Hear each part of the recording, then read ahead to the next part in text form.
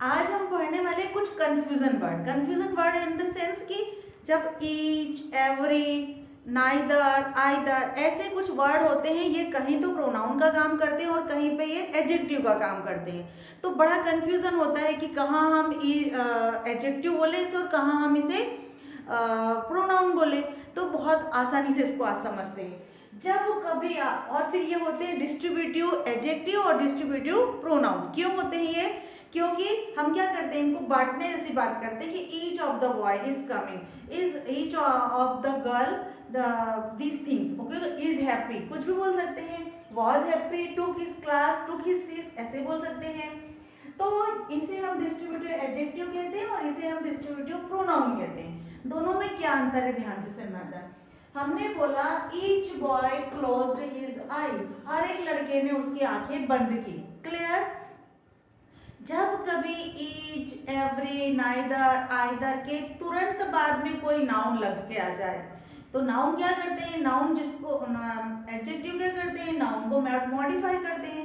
ये देखो बॉय क्या है, नाउन है, गर्ल क्या है, नाउन है, गर्ल क्या है, नाउन है, लेकिन इसके तुरंत पहले ईच लगा है, each boy closed his eye, हर लड़के ने उसकी आंखें बंद की।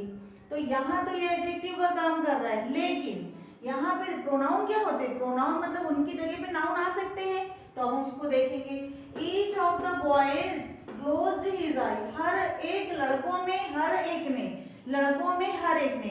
लेकिन आपने एक चीज नोटिस की कि यहाँ पे हम बॉयज लगाएंगे, भले हम ईच के यहाँ पे सिंगुलर लगाएंगे, सिंगुलर वर्ब लगाएंगे, ईच बॉय इज कमिंग बोलेंगे, each of the boys is coming बोलेंगे। क्यों? क्योंकि ईच का मतलब ही होता है एक, भले ही यहाँ पे एस लगा हुआ है, लेकिन ये वाला जो ऑफ है ये प्रेपोजिशन है, तो प्रेपोजिशन का ऑब्जेक्ट होने के कारण यहाँ पे एस लगा हुआ है, लेकिन हमें तो ईच के अकॉर्डिंग ही वर्ब लगानी पड़ती है ना।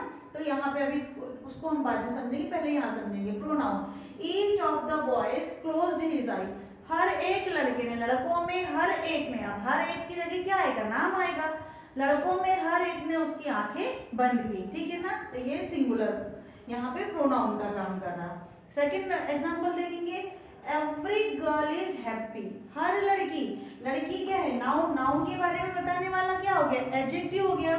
इज हैप्पी, हर लड़की खुश है, यहाँ पे तुरंत नाउन आ गया उसके बाद में, तो हर लड़की खुश है। लेकिन यहाँ पे क्या होगा, every one of the girls, लड़कियों में हर एक, लड़कियों में हर एक खुश है, इज हैप्पी मतलब खुश है। तो यहाँ पे इस प्रकार से हो गया। लेकिन आइदर में भी देख लेंगे ऐसा, आइदर, इधर गर्ल, या कई लोग इधर बोलते हैं आइदर, हम लोग शुरू से आइदर पढ़ चुके हैं तो हम आइदर प्रोनाउंसिएशन करते हैं, ठीक है ना।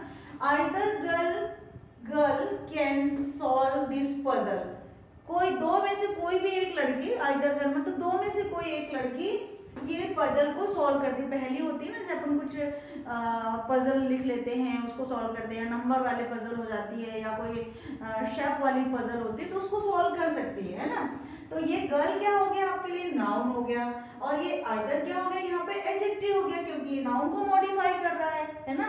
मैंने अभी बताया था कि तुरंत नाउन आए तो ये क्या हो जाएंगे, एडजेक्टिव हो जाएंगे। यहाँ देखते हैं, आइदर ऑफ यू, तुम में से, तुम दोनों में से एक, तुम में से मतलब तुम दो हो कोई, आइदर का मतलब है तो तुम में से दो कोई एक, तुम में से कोई एक, तुम में से कोई एक कैन सॉल्व दिस पजल, मतलब either of can, either of can solve this puzzle, either of can मतलब आइदर ऑफ यू, तुम में से कोई, कैन सॉल्व दिस पजल, ये पजल सॉल्व कर सकता है। तो है ना, ये बहुत छोटा सा टॉपिक है बट बड़ा इंफॉर्मेटिव हो सकता है सबके लिए, क्योंकि बहुत बार ऐसा होता है कि हमें नहीं समझ में आता है कि ये एडजेक्टिव में भी लिखा हुआ था, ये प्रोनाउन में भी लिखा था, तो फिर क्या था।